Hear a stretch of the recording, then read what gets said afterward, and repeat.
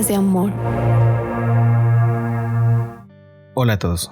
Qué alegría inmensa saludarlos una vez más en este espacio llamado Cuerdas de Amor. Si hoy estás escuchando esto mientras conduces, o lavas los platos, o simplemente intentas encontrar unos minutos de paz antes de que la realidad te atropelle, respira profundo. Estás en el lugar correcto y escuchando lo necesario para ti. Hoy vamos a charlar sobre un tema que irónicamente es el favorito y a la vez el mayor enemigo de todos nosotros, el yo. Sí, vamos a hablar de negar el ego, pero no te asustes, no les voy a ir a pedir para que vayan a vivir a una cueva ni que se vistan de silicio, no.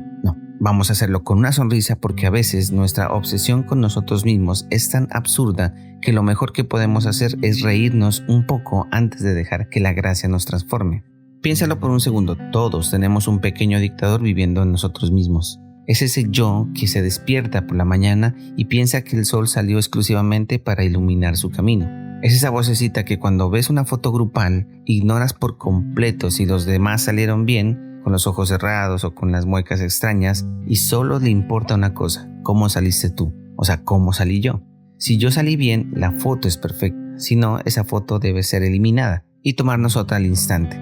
Es cómico, pero también es agotador. Vivir defendiendo nuestro pequeño reino, puliendo nuestra corona de cartón y asegurándonos que todos noten nuestra supuesta importancia es el trabajo más estresante y desgastador del mundo. Y lo peor es que el puesto del centro del universo ya está ocupado y no somos nosotros. Aquí es donde las palabras de Jesús en Mateo 16:24 aterrizan no como un martillo, sino como un bisturí necesario. Él dijo: si alguno quiere venir en pos de mí, niéguese a sí mismo, tome su cruz y sígame.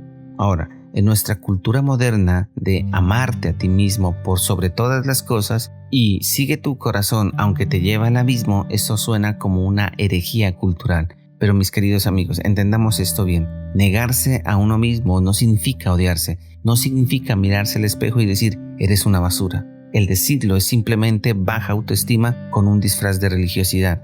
Jesús no estaba sugiriendo una opción para una élite espiritual, estaba definiendo qué significaba ser cristiano. Pero, ¿qué significa realmente negarse a sí mismo? Muchas veces confundimos esto con el odiarnos a nosotros mismos o con tener una baja autoestima, pero los textos bíblicos y la sabiduría de la historia cristiana nos enseña algo muy distinto. Negarse a sí mismo no es despreciar quién eres, es derrocar al ídolo que se ha sentado en el trono de tu corazón, tu propio ego. Es esa voz interna que siempre reclama mis derechos, mi fama, mi comodidad, mi razón. Pensemos en la tensión que describe el apóstol Pablo. Por un lado, queremos agradar a Dios, pero por el otro, hay una naturaleza en nosotros que quiere ser el capitán del barco. La Biblia nos enseña que el orgullo es, en esencia, un robo. Es intentar robarnos la gloria que solo le pertenece a Dios. Cuando vivimos centrados en nosotros mismos, nos volvemos esclavos de la opinión de los demás, nos ofendemos fácilmente y vivimos a la defensiva.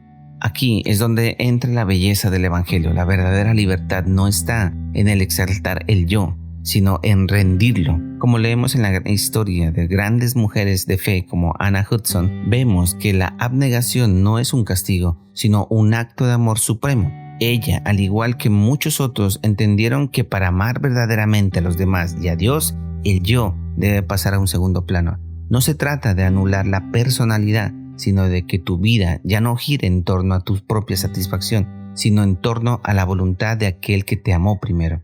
Imagina por un momento tu corazón como una casa. A menudo tenemos a don Ego sentado en el sillón principal, exigiendo que todos le sirvan, quejándose si la comida no está a su gusto o si no recibe el aplauso que cree merecer. Negarse a sí mismo es, con gentileza, pero con firmeza, decirle a ese huésped: ya no mandas aquí, el lugar le pertenece a Jesús.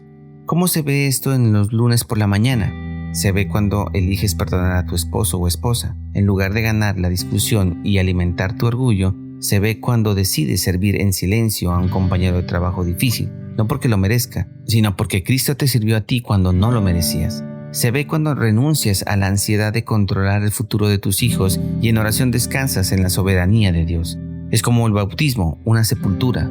Dejamos al viejo hombre bajo el agua con sus demandas y caprichos para levantarnos en una vida nueva donde Cristo es el centro. Y aquí está el secreto que el mundo no entiende. Cuando mueres a ti mismo es cuando realmente empiezas a vivir. deja de cargar el peso insoportable de tener que ser el Dios de tu propia vida. Quizás hoy estás luchando con una decisión difícil o sientes que tu orgullo ha levantado un muro entre tú y alguien que amas. Tal vez te has dado cuenta de que aunque llamas a Jesús Salvador, todavía no le has permitido ser el Señor absoluto de tus decisiones. Vamos a terminar con esto en mente. La próxima vez que sientas que tu yo interno se infla como un pez globo porque alguien hirió tu orgullo, respira y sonríe. Recuerda que no tienes que defenderte porque Dios es tu defensor. Recuerda que en la cruz ya tachó tu deuda y aseguró tu futuro. Puedes permitirte ser pequeño porque tu Dios es inmensamente grande. Que el día de hoy podamos experimentar la dulce alegría de olvidarnos un poco de nosotros mismos para asombrarnos mucho más con Él. Que la gracia del Señor Jesucristo que se entregó por nosotros sea la melodía que apague el ruido de nuestro ego.